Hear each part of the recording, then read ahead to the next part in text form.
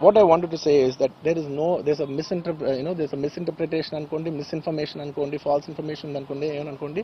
It is no road show, it is no procession. Just థియేటర్కి వెళ్తుంటే జనాలు ఎక్కువ బయటకు వస్తే జస్ట్ అలా వేవ్ చేసి మళ్ళీ లోపలికి వెళ్ళిపోయి మళ్ళీ థియేటర్ లోపలికి వెళ్ళిపోయాం. అండ్ థియేటర్ లోపల మీ సినిమా చూసిన కొంచెం సేపటికి సార్ నా వర్క్ అసలు ఏ పోలీసు కానీ ఎవ్వరూ నాకు వర్క్ అసలు నన్ను కలవలేదు, నాతో ఏం చెప్పలేదు. నాకు చెప్పిందల్లా అది పైగా మా మేనేజ్మెంట్ సైడ్ నుంచి వాళ్ళు మా వాళ్ళు వచ్చి చెప్పింది ఏంటంటే, సార్ బయట ఓవర్ క్రౌడ్ అవుతుంది, మీరు దయచేసి వెళ్ళిపోండి అని చెప్పారు. వాళ్ళ పోలీసు వాళ్ళందరూ బయట చాలా మందికి ప్రాబ్లం అవుతుంది సార్, ఓవర్ క్రౌడ్ అవుతుంది, మీరు వెళ్ళిపోండి అంటే నేను వెళ్ళిపోయా. సినిమా స్టార్టింగ్ కొంచెంసేపు నేను వెళ్ళిపోయా. నేను మా వైఫ్ అందరూ మేము బయటకు వచ్చాం అంతే. నాకు అసలు ఆ తర్వాత నెక్స్ట్ డే నాకు తెలిసింది ఒక లేడీ ఇలా ఉందంట, కళ్ళు తిరిగి పడిపోయిందంట, ఆ తర్వాత ఆవిడ పాపం చనిపోయిందంట, ఇలా కిడ్ ఉన్నాడు అంటే నేను షాక్లో గురయ్యా. అంటే నాకు తెలీదు అసలు, నెక్స్ట్ డే వరకు నాకు అసలు తెలీదు. I had no idea. ఎందుకంటే నేను నా పిల్లోనే పక్కన పెట్టుకున్నా, నా వైఫ్, నా కొడుకు, నా కూతురు థియేటర్లోనే ఉన్నారు. నాకు తెలీదు.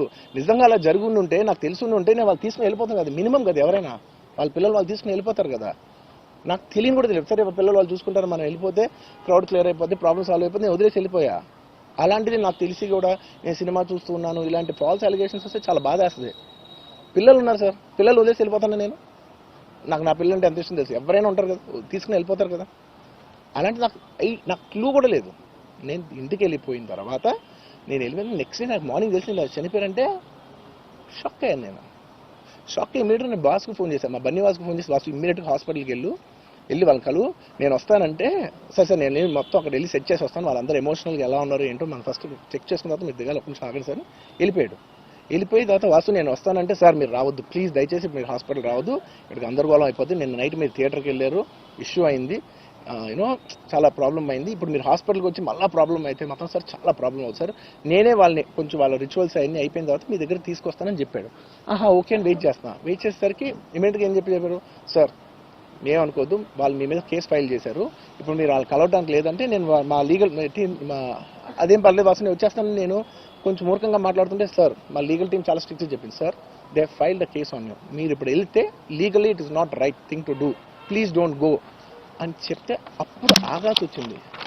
సార్ నాకు ఒక్కటే విషయం చెప్తా సార్, ఎవరో వైజాగ్లో చనిపోతేనో, లేకపోతే చనిపోతున్నారంటేనో, లేదంటే విజయవాడలో చనిపోతున్నారంటే ఒక పెద్ద ఆవిడంటేనో, లేదంటే చిరంజీవి గారి ఫ్యాన్స్ మన నూర్బాయ్ లాంటి వాళ్ళు, లేదంటే కళ్యాణ్ గారి ఫ్యాన్స్ మన ఎవరో అంటేనే వాళ్ళందరికీ నేను వెళ్ళి పర్సనల్ సార్ ఇక్కడి నుంచి విజయవాడ వెళ్ళాను సార్, ఎవరినో కలవటానికి ఒక లేడీని, ఒక వైజాగ్ వెళ్ళాను ఇక్కడి నుంచి ఎక్కడో ఉప్పలు ఉంటే ఎక్కడో దాటి ఉంటే ఎక్కడికో వెళ్ళాను. అలాంటిది నా ఓన్ ఫ్యాన్స్, నాకు నా ఫ్యాన్స్ అంటే ఎంత ఇష్టం మీ అందరికీ తెలుసు, అలాంటి నా ఓన్ ఫ్యాన్స్ నా ఓన్ థియేటర్లో నేను ఉన్న ప్రెమిసెస్లో అలా జరిగిందంటే నేను వెళ్ళి కలవనాలని, వాళ్ళు కలవాలి నాకు ఉండదా, అది మినిమం కదా. అసలు ఎవడైనా వెళ్ళి కలుస్తుంది, ఎందుకు కలవను నేను కలవపడడానికి ఎన్లీ రీజన్ ఏంటంటే I'm legally I'm tired, I can't go.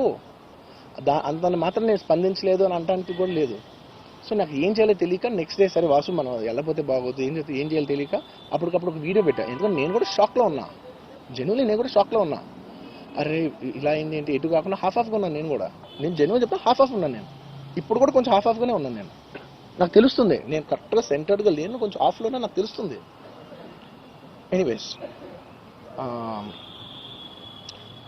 Next day నేను ఒక వీడియో పెట్టా, సరే to at least show that I'm there, it's not even about the money, అంటే it is just money is just gestures to show that I'm willing to do something అని చెప్పడం కోసం. ఆ తర్వాత మేము ఏం చేయొచ్చు ఆ తర్వాత మేము అన్ని సెలబ్రేషన్స్ క్యాన్సిల్ చేసాం. వద్దు అసలు వాళ్ళకి అలా ఉంటే మనం ఎలా సెలబ్రేట్ చేస్తాం, మొత్తం అన్ని క్యాన్సిల్, పెద్ద ఫంక్షన్స్ అక్కడ కర్ణాటకలో అక్కడ ఇక్కడ పెద్దగా చేద్దాం అనుకున్నాం. వద్దులే ఇంకా దీని తర్వాత అన్ని షట్ చేసేయండి అని చెప్పేసి ఇంకా నా ప్రయత్నంలో నేనేం చేశానంటే, డాడీ మీరు వెళ్ళి కలవంటే ఆయన కూడా కలవకూడదు అన్నారు. ఓకే ఒక స్పెషల్ పర్మిషన్ పెట్టి నువ్వు వెళ్ళు, పోనీ మా ఫాదర్ ఇన్ లా పంపించండి, లేదంటే సుకుమార్ గారు పంపించండి, లేకపోతే వాళ్ళ వైఫ్ని పంపించండి, లేకపోతే ప్రొడ్యూసర్స్ పంపించండి, బన్నీవాసం పంపించండి, ఇలా ఎప్పటికప్పుడు అప్డేట్ తెచ్చుకుంటున్నాను to know what is happening with the kid. అంతే తప్ప నేను అసలు ఏం కేర్ చేయట్లేదు. ఇలా కొన్ని ఫాల్స్ ఎలిగేషన్స్, క్యారెక్టర్ అసాసినేషన్ మాటలు వచ్చినప్పుడు మాత్రం చాలా బాధ వేస్తాయి. నేను ఎన్నైనా తీసుకోగలను, నన్ను నమ్మండి, మీ అందరూ తెలుసు ఐఎమ్ స్ట్రాంగ్ పర్సన్, నేను చాలా ఫేస్ చేస్తాను, నేను తీసుకోగలను, నేను తట్టుకోగలను. కానీ ఇలాంటి అన్నప్పుడు మాత్రం ఇంత లో పాయింట్లో ఇట్స్ జెన్యున్లీ లో పాయింట్. నాకు జెన్యున్లీ